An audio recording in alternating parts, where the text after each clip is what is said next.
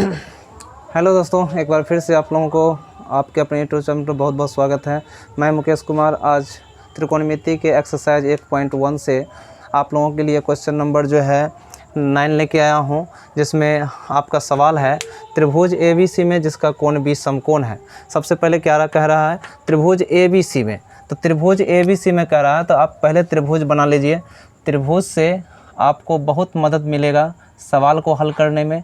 तो त्रिभुज ABC कह रहा है तो त्रिभुज आप ABC बना लीजिए, जिसमें देखिए यहाँ पर क्या कह रहा है कि B जो है ना वो समकोण है। तो समकोण जानते हैं कि यहाँ पर 90 डिग्री होता है, तो ये आपका B होगा। बाकी आप दो का नाम रख सकते हैं, ये है और ये C है। अब यहाँ पर कह रहा है कि यदि tan A बराबर 1/√3 तो निम्नलिखित का मान बताइए। अब देखिए यहाँ पर भी आपका सवाल दे रखा है। अब इससे आपको क्या करना है कि त्रिभुज का यहाँ से 2 वैल्यू दिया रहेगा, तीसरा आपको निकालना होगा, तब जा कर के आपको मान निकालना है इसमें रख करके। ये दोनों सवाल का एक पहला इससे मान निकलेगा और दूसरा में इससे मान निकलेगा। तो हर एक सवाल में देखते हैं कि ये दिया रहता है और इसी से हम लोग क्या करते हैं, दो भुजा जो है दिया रहता है, यानी कि यहाँ से पता हो जाता है और एक भुजा को हम लोग निकालते हैं। तो जो दिया हुआ है उससे आप पहले उस सवाल को आप पहले लिख लीजिए जो दिया गया है। तो यहाँ पर जो है tan A बराबर 1/√3 है। tan A बराबर 1/√3 है। अब tan से रिलेटेड जो फार्मूला है आपका P/B, वो फार्मूला रख लीजिए।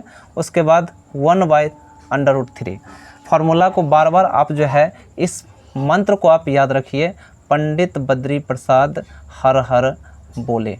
ये आपको मतलब काम आने वाला है इसमें, इसलिए इसको आप याद रखिए। tan का होता है लास्ट वाला, याद रखिएगा, tan यानी कि P/B। तो जो वैल्यू है उसके सामने रख दीजिए। अब जो है P कितना है, अब यहाँ पर जो है आप भुजा का नामकरण कर लीजिए। ये H है, ये P है और ये B है। अब यहाँ पर देख लीजिए दोस्तों, P के सामने 1 है यानी कि 1 है, B के सामने √3 है यानी कि ये √3 है। आपको H निकालना है, यहाँ से आपको यहाँ से H निकालना है। H जो है पाइथागोरस प्रमेय से, पाइथागोरस प्रमेय लगा लीजिए।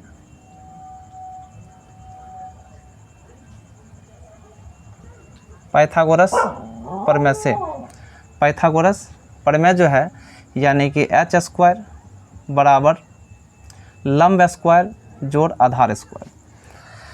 अब h है, यहाँ पर h² कहने का मतलब हो गया, h तो हमको निकालना है, लंब 1 दे रखा है 1 का स्क्वायर, आधार जो है √3 दे रखा है √3 का स्क्वायर।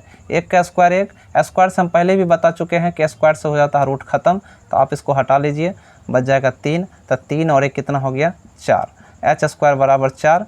तो h बराबर कितना हो जाएगा √। यहाँ से आप स्क्वायर हटाते हैं तो सामने रूट आ जाता है, तो 4 का वर्गमूल क्या हो जाएगा 2 हो जाएगा। आपको यहाँ पर h पता चल गया कि h का मान जो है 2 है।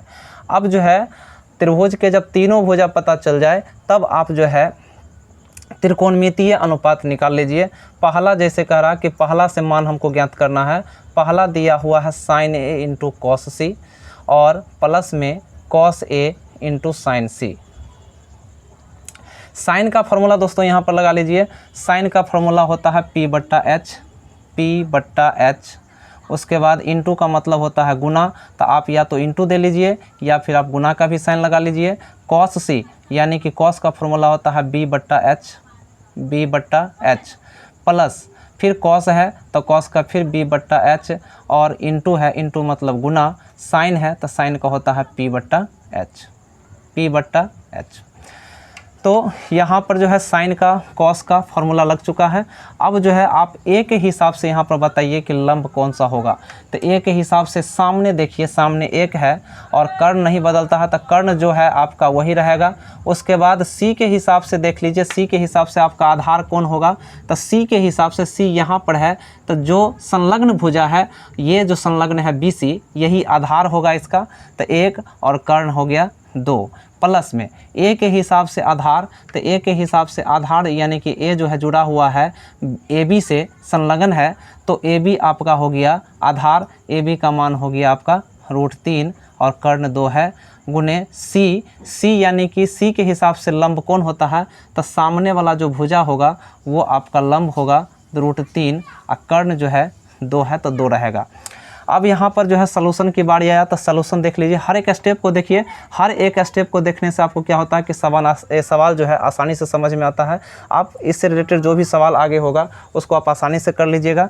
तो हर एक स्टेप को गौर से समझिए, जहाँ नहीं समझ में आए तो वीडियो को जो है रिवर्स करके देखिए, और उससे भी नहीं हो तो आप कमेंट सेक्शन में कमेंट्स करके बताइए कि आपको वीडियो कैसा लगा, और नहीं समझ में आता है तो वहाँ पर लिख करके भेजिए ताकि हम उस वीडियो को फिर से आपके लिए बना पाएँ और अच्छे से समझा पाएँ।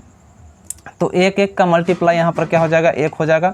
2 का गुना 4 यानी कि प्लस, उसके बाद हो गया यानी कि √3 का मल्टीप्लाई √3 हो जाएगा और 2 दूनी 4।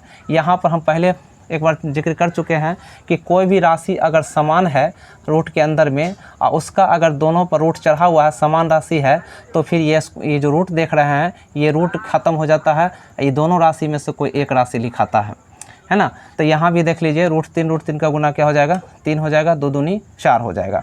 अब 4 का एलसीएम जो है यहाँ पर 4, तो 1 + 3 जब ये दोनों समान हो तो यही लिखा जाता है 4/4 कट करके आ गया आपका 1 मान।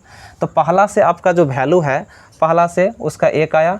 अब इसी प्रकार आप जो है दूसरा में भी मान डाल लीजिए और दूसरा में मान डाल करके आप जो है यहाँ से निकाल सकते हैं। सेम सवाल है दूसरा भी, आप दूसरा सवाल जो है लगा लीजिए। दूसरा सवाल जो दिया हुआ है मान निकालने के लिए वो है cos A × cos C minus sin A × sin C। cos A × cos C minus sin A × sin C। अब देख लीजिए यहाँ पर पहले फार्मूला आप लगा लीजिए। फार्मूला इम्पोर्टेंट है, इसलिए फार्मूला तो आप हर जगह याद करके रखिए किस में क्या लगता है, और हर बार फार्मूला को लिखिए। जितना बार फार्मूला लिखिएगा उतना बार आपको फार्मूला क्या होगा कि याद होते रहेगा। फार्मूला रटने, दोस्तों एक बात जान लीजिए, फार्मूला रटने की चीज़ नहीं है, फार्मूला ऑटोमेटिक याद हो जाता है। जितना बार आप सवाल बनाइएगा उतना बार आप फार्मूला लगाइए, उतना बार आप फॉर्मेट वहाँ पर डालिए। ऑटोमेटिक है कि हर एक चैप्टर का, हर एक एक्सरसाइज का आपको फार्मूला एकदम कंठस्थ हो जाएगा। तो practice is man perfect, practice कीजिए। प्रैक्टिस से क्या होता है कि आपको फार्मूला याद हो जाता है और साथ ही साथ आपको सवाल भी बनेगा। तो फार्मूला कहीं साइड में ज़रूर लिखा कीजिए और उससे मदद से आप क्या कीजिए, सवाल को हल कीजिए। तो पंडित बद्री प्रसाद यहाँ पर आपको याद करना है, हर हर बोले, तो इससे रिलेटेड जो है आपको फार्मूला यहाँ लगने वाला है। तो पहला हो जाता है साइन का, दूसरा हो जाता है कॉस का। तो B/H कॉस का है, B/H गुने फिर से B/H माइनस अब साइन का। तो साइन का पहला हम बताए कि P/H होता है गुने फिर P/H। अब यहाँ पर आपको जब फार्मूला बैठा ही लिए तो फार्मूला बैठाने के बाद ए के हिसाब से आप जो है इसको बताइए कि आधार कौन होगा। तो ए के हिसाब से जो कौन संलग्न है जिस भुजा से उसका आधार होता है। तो AB है, तो AB का मान कितना है, √3 है। कर्ण नहीं बदलता है। फिर से C के हिसाब से बताइए कि आधार क्या होगा, यहाँ के हिसाब से ये बताना है आधार क्या होगा। तो C के हिसाब से आधार 1 होगा, तो 1/2 माइनस फिर A के हिसाब से लंब कौन होगा, तो A के हिसाब से सामने वाला लंब होगा यानी कि 1 कर्ण 2। फिर C के हिसाब से इसका लंब कौन होगा, तो C के हिसाब से फिर सामने वाला, सामने में √3 है, कर्ण 2। √3 और 1 का गुना जो हो जाएगा √3 हो जाएगा और 2 दूनी 4 हो जाएगा, माइनस फिर √3 1 का गुना जो होगा वो √3 होगा और 2 दूनी 4 होगा। तो यहाँ पर देखिए राशि समान है तो दोनों जब घट जाएगा एक दूसरे में से तो 0 आएगा। तो इसका मान क्या हो गया, 0, और इसका मान क्या हो गया, 1 हो गया। तो अब ये जो है 9th में जो सवाल कह रहा था कि 9वां क्वेश्चन में कि इसका यानी कि sin A × cos C, cos A × sin C। दूसरा में ये कह रहा था कि cos A × cos C minus sin A × sin C का मान ज्ञात कीजिए।